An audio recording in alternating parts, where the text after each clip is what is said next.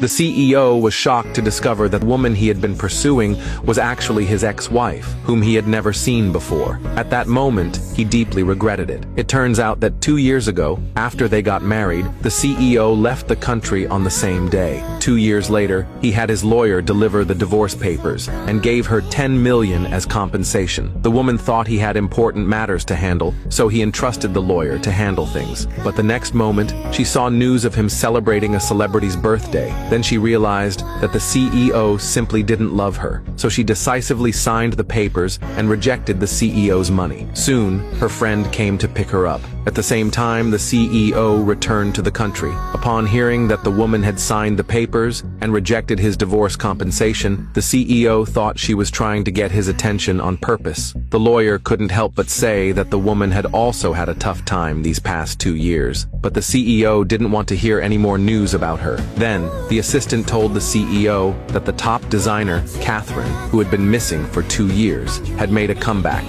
He immediately went to Catherine's company. He happened to see the woman reprimanding a disobedient subordinate. The CEO became interested in her immediately. After everyone had left, the CEO approached her and started a conversation. He invited her to have dinner together that evening. The woman then realized that he hadn't recognized her. She firmly rejected the CEO. She went back to her office. At that moment, the assistant came in and said the CEO wanted to order a custom-made evening gown, and the person he wanted to send it to was the celebrity, Joe. Thinking about how the CEO had neglected her for 2 years because of Joe, the woman immediately refused the offer. Unexpectedly, after work, she ran into the CEO again in the elevator. The CEO thought she was Catherine's assistant. He asked her why Catherine had refused him. The woman didn't explain. Instead, she said that seeing Catherine required an appointment. If the CEO wants to skip the line using his power, then Catherine will never see him, because she hates people like that the most.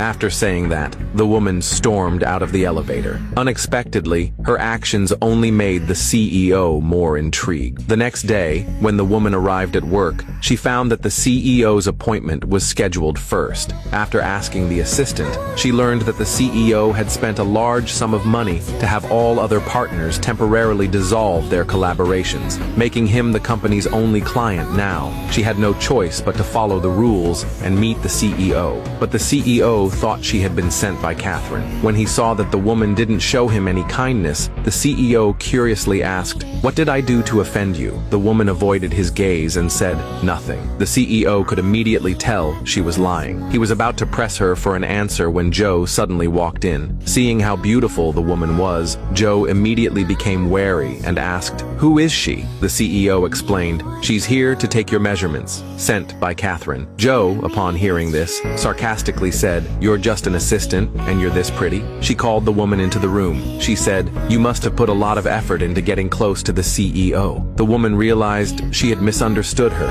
She bluntly said, "You're thinking too much. I wouldn't even want a man like the CEO." Coincidentally, the CEO overheard her. The CEO asked, "Why are you so dissatisfied with me?" The woman replied, "I feel sorry for your ex-wife. After being married for 2 years, she didn't even know you had someone like Joe by your side. A girlfriend like Joe." Joe pretended to explain, "We don't have that kind of relationship." Then she added, "Even without me, your ex-wife wasn't good enough for you. After all, she's just from the countryside. She didn't even finish her schooling." The CEO also said, "My ex-wife was someone my grandmother forced me to marry. I never loved her." The woman coldly laughed and said, "Maybe your ex-wife didn't even like you." After saying that, the woman left the room directly. The CEO felt something was wrong. He wanted to chase after her to explain. When he went outside, he realized she had already left. At that moment, the CEO's grandmother called. She said she had worked hard to arrange such a great marriage for him, but he had left the country right after they got married,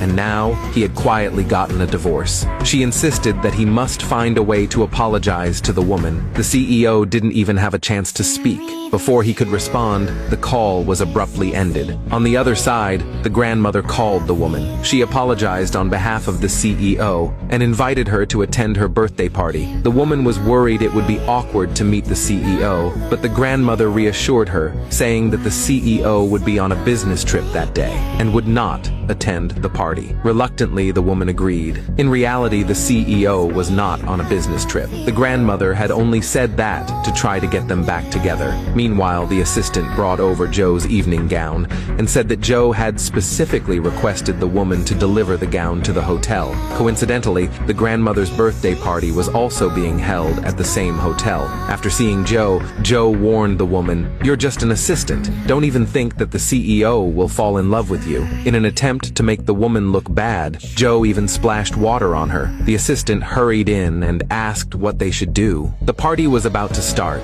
The woman, however, looked at the box beside her. Inside was the gown she had planned to wear. Meanwhile, Joe approached the CEO. The grandmother was immediately angered upon seeing her. She scolded them for their inappropriate behavior, hugging and clinging to each other. The CEO had no choice but to speak softly to his grandmother. He tried to calm her down. The grandmother told the CEO that he wasn't allowed to go anywhere. He had to stay by her side. The CEO suspected that his grandmother was hiding something from him. After persistent questioning, the grandmother finally admitted that she had also invited his ex-wife. The CEO became anxious when he heard this. He didn't want to see his ex-wife at all. Ignoring his grandmother's objections, the CEO was about to leave. However, when the door opened, the woman appeared, dressed in a stunning evening gown. She made a grand entrance, stunning everyone in the room.